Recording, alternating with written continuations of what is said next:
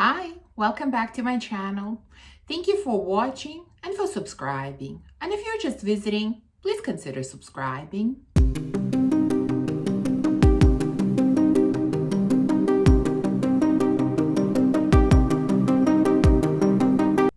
So lately, we've had a lot of really interesting tags going around in our community, and I am loving it. I've said before that I really enjoy tags, and I'm really excited to see so many new tags going around. And today, I'm going to do a tag as well. This tag is called Secrets of a Content Creator. Now, I originally saw it on Veronica's channel, and of course, since then, I've seen many others do this tag as well. But originally, it was created by Naturally Liz, and I will be honest, I was not familiar with her channel, but I am now. This is really, I think, one of the best things about these tags is that we get to know other creators that we might not know otherwise. And so both of their channels, of course, will be linked in the description. Please make sure to go and check them out. Now, this tag is really different and really interesting. This is why it kind of really piqued my interest. And that is because it's not so much about fragrances. It's pretty much not about fragrances, but it is more about us as creators. You know, how do we create content? What equipment we use? How do we come up with ideas? Things like that. And I think these are all interesting topics, and it might be interesting for you as viewers to hear different perspectives and different ways of, creating content, and maybe it will inspire some of you to start creating as well. So there are around 10 questions. I will be looking to the side, reading the questions, and let's start. So the first question is, how long have you been recording on YouTube? And it's hard to believe, but I started in May of 2020. So I'm one of those people who started during the pandemic, when we couldn't really do much. We were all stuck at home. And, I've been watching YouTube for many years. I started seriously watching beauty community. Then I switched to the fragrance community. And at some point I thought, well, let me try filming a video. I'm really interested in fragrances. I know a little bit about them. Let me share my views and my opinions. Let me share my collection, and we will see where it will go. I honestly didn't think it would go anywhere. I definitely didn't think that I would still be filming videos today, but here we are.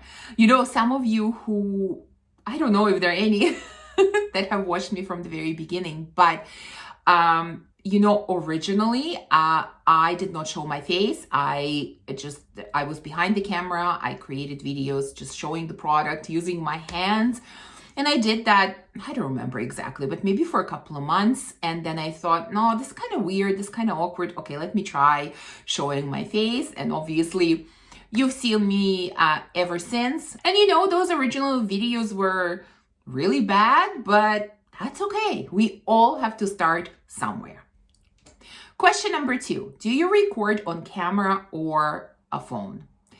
I have always recorded on a phone since day one and still up to now. And I think I will continue recording on the phone. And there are 2 reasons for that.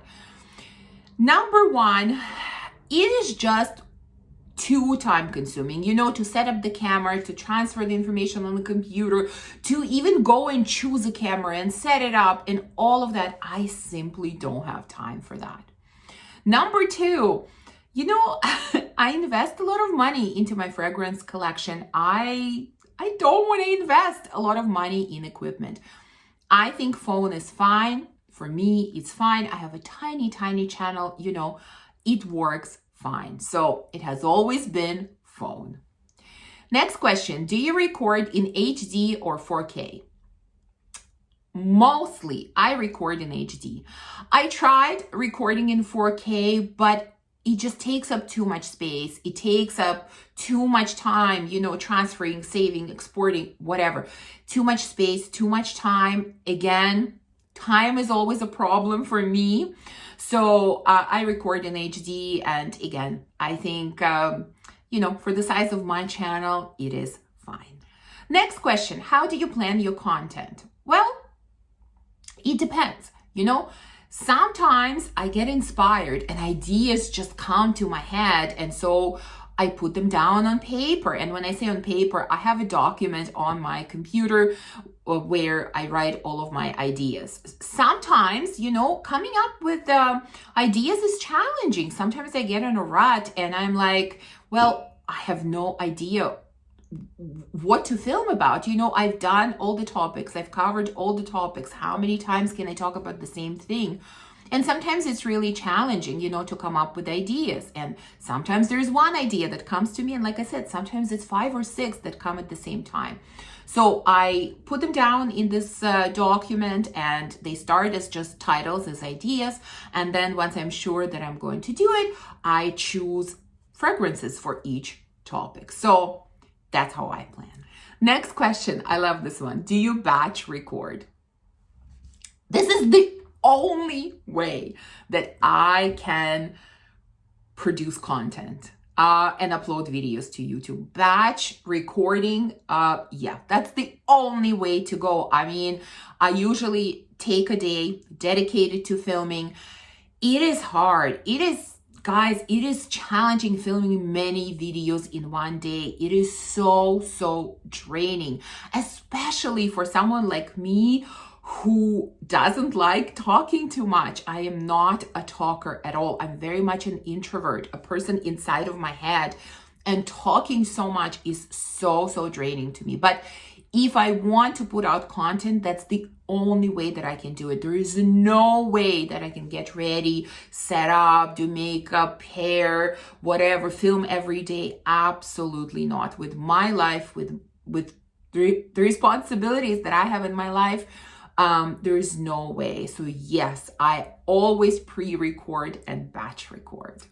Do you record the videos in one take? That's the next question. And I think what Liz means here, based on her response and other responses that I've heard, is, do you re-record your videos? Well, 99% of the time I don't. And again, and you will see this as a running theme in all of my answers, this all comes down to time. I don't have time to do that. And sometimes I am very tempted to do it, because when I go to edit, I see things that I don't like. Maybe I don't look right. Quality of the video is not where I would like it to be, or I made a mistake and said something wrong. There could be all kinds of reasons, and I'm so tempted to re-record. But you know what? If I will do that, there's absolutely no time. So it comes down to, either A, I release the video as is with maybe some imperfections, or B, I don't release the video at all. And most of the time I choose A, to release it even if there are small issues with it. Now, if there is something super significant with the video, then yes, I will re-record. And this actually happened very recently on a video where I had to do that. But in all the years that I've been on YouTube, I can honestly count on one hand how many times I had to re-record.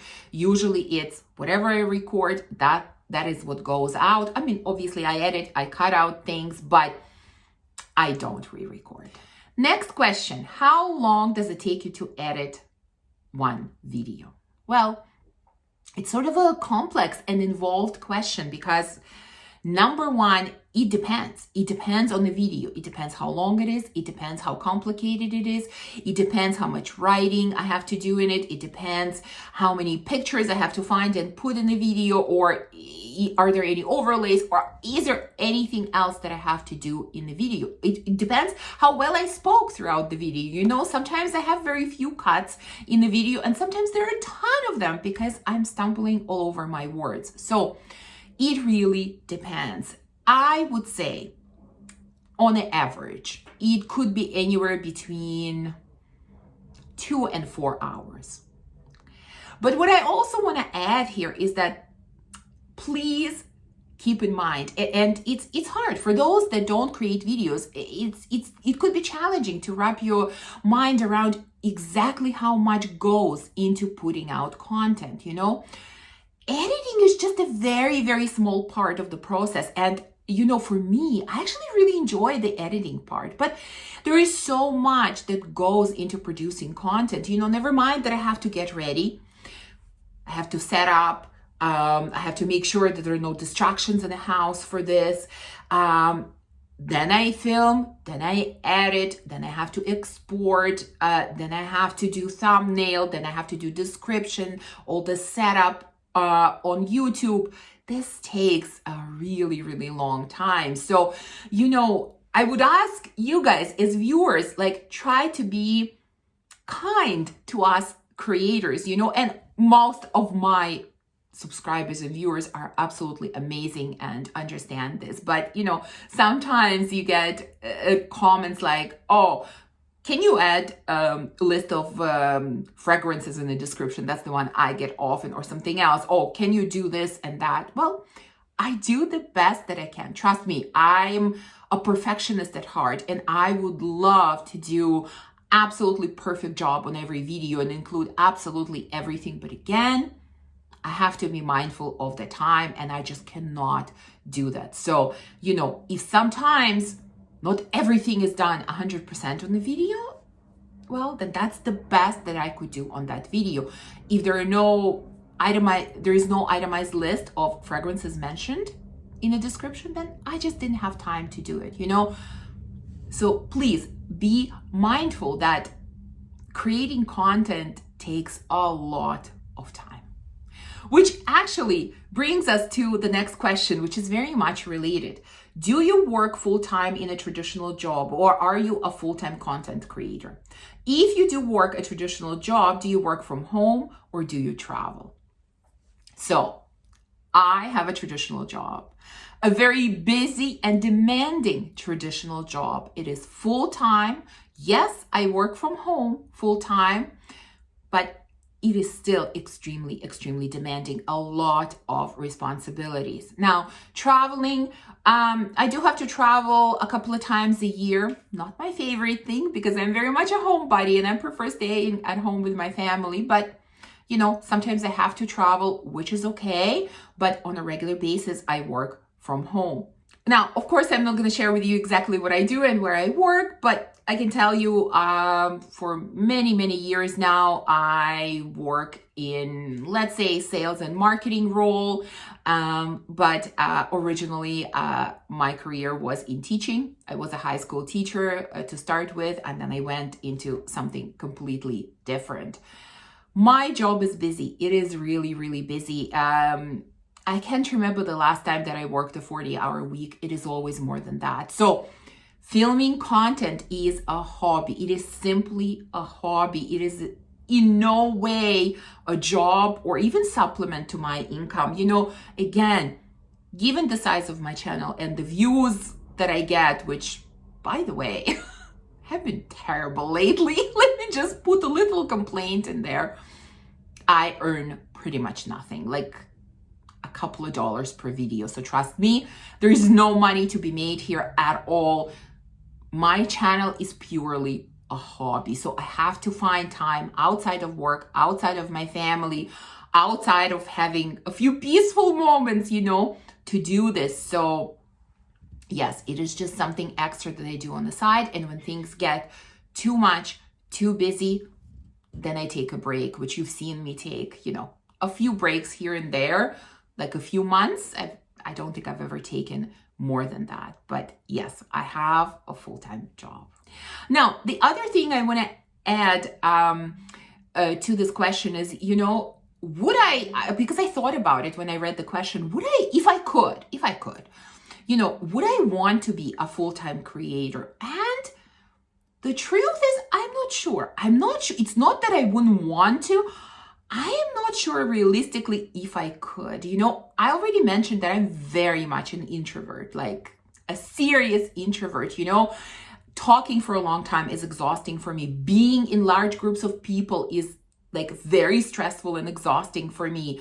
Having to network all the time. These things don't come naturally to me. I've learned to do them for my job, and I do them because I have to, but to do this for content creation, which I think you have to. When you become full-time creator, yeah, there are events and there are things and companies that you have to network with, you have to go to, and I'm just not sure if I could do that. Honestly, I think it could be just too much for my mental health, honestly. So yeah, I don't know. I don't know if I could do that, but thankfully, I don't need to worry about that. I'm nowhere near that point. So full-time job it is for me. Okay, next question. Have you ever been recognized by a stranger from your channel? If so, how did it make you feel? Well, I don't think really I've ever been recognized. I've had an interesting situation. I don't know if you would call it being recognized or not, but when I declutter my fragrances, typically in Canada, the only place to sort of sell them is on Facebook, like in fragrance groups, which is what I typically do. And so once, that was quite a few years ago, somebody purchased a fragrance from me, and sometimes I ship them and sometimes people come and pick them up if they live in the area. And somebody came to pick up a fragrance from me, and when they came, they said, "Oh, I know you, I watch your channel, I watch your videos," and I just felt so awkward because, first of all, I was looking completely raggedy, just thought, okay, I'm stepping out of my house like for a minute just to, give the fragrance to the person. And I'm just, like I said, I'm just an awkward person in general. Like, I'm an introvert, interacting with people is a challenge for me. So yeah, it was a little bit strange for me. I thanked her, of course. And yeah, that's where it was. But, please, if somebody sees me, of course, I would love to meet my viewers and subscribers. So yeah, stop by, say hello. Don't be surprised if I act awkward, because that's just how I am. Don't be surprised if, I don't look like this, because in real life, I don't often look like this. But, definitely, please stop by and say hello. But, there was an interesting story that happened with my family with regards to being recognized. Some of you might have seen videos where my husband and my daughter were in.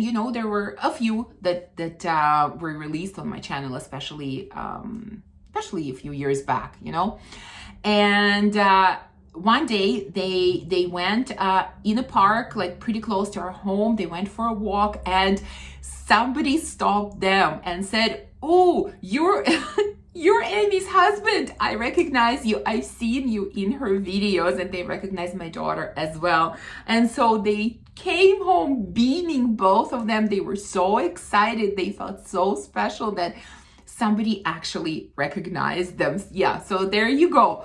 I have not been recognized, but my family has. Okay, next question. Is there one perfume you love that everyone else seems to dislike, or do you dislike a perfume everyone else loves? There are many, honestly. One perfume that I love and everyone else seems to dislike. I think I would go, from the perfumes that I have, I would go with Follow from Kerosene, because I love that perfume. It's a really, really strong coffee scent, but I know many, many people who struggle with it, for whom it is like burnt coffee and they really can't handle it. So I think that's the one I would go with. Now, on the other hand, perfume that I dislike that everyone else likes, I'm gonna go with my gut reaction to this question. And please don't throw stones at me, because I know I'm in the minority, but as always, I'm giving you my true opinions, and I'm not going with the perfume, I'm going with the house. And that is the house of Kayali. Again, I'm sorry. I have tried almost every fragrance from that house, and I just don't get it. I'm sorry. I'm sorry to everyone who loves their fragrances. I just don't get it. They're okay. Their fragrances are okay, but kind of subpar, especially in the performance category. Performance is atrocious in all of them. On me, they just don't last. There are a few scents that have really nice scent profiles, but performance is terrible. And as much hype as they receive, like, they're there's nothing that stands out about them so much to receive so much hype. So yeah, I'm sorry. I'm sure Kayali is not watching me. Mona is not watching me. But to all of you who enjoy this house, I'm really sorry, but I just don't get the hype. And yeah, I'm going with Kayali. And that brings us to the last question. If you could go back and give yourself one piece of advice before you started your YouTube journey, what would that be? I think the most important piece of advice that I would give myself or anyone else starting out is don't be afraid to be yourself in every way. Look how you look, dress how you look, create or edit your videos in whatever way that you want. Choose topics to talk about that matter to you, that are interesting to you. Don't try to copy or emulate anyone else. Be you. Don't try to compare yourself to anyone else. We're all individuals. We all have our individual journeys, our individual styles. Just don't be afraid to be you,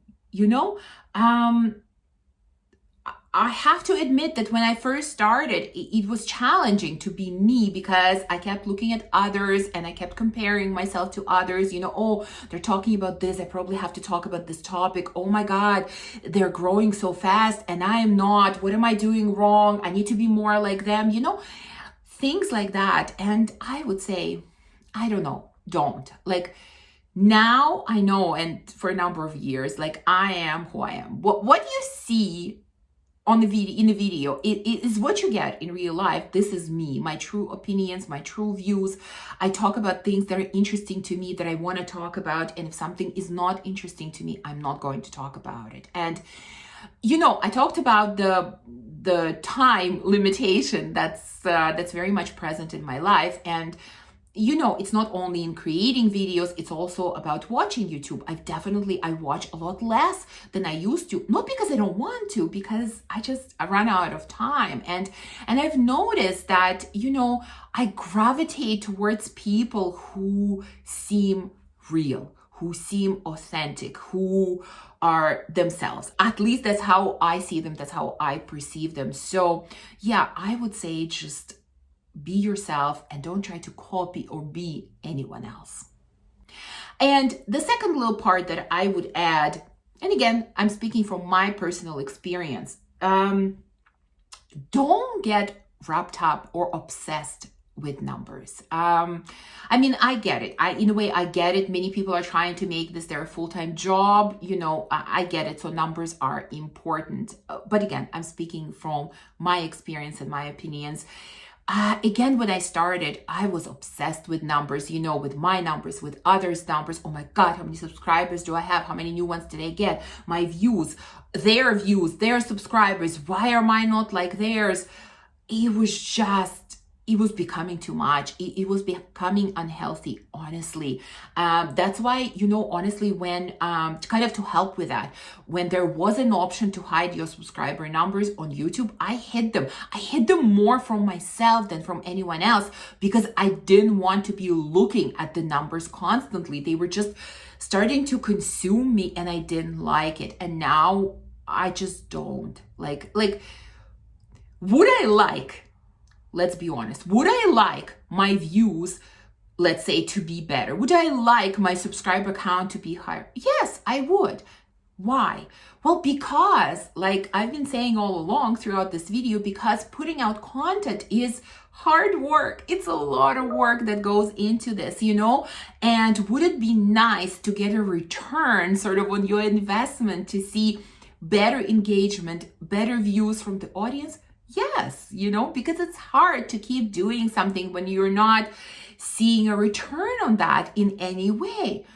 But only for that reason, not because I really care about the numbers. So yeah, that's kind of my opinion on the numbers and in general on advice for someone starting out, or advice that I would give myself if I was starting all over. So that's it. These are all the questions for this tag. Again, I think this is a wonderful, interesting tag, really different from the others that we have done. Thank you, Liz, for creating it. I really, really enjoyed answering these questions. And I hope that you guys enjoyed watching this video. If you did, please remember to give me a thumbs up, to subscribe, and to comment. And I will see you soon in the next one. Bye.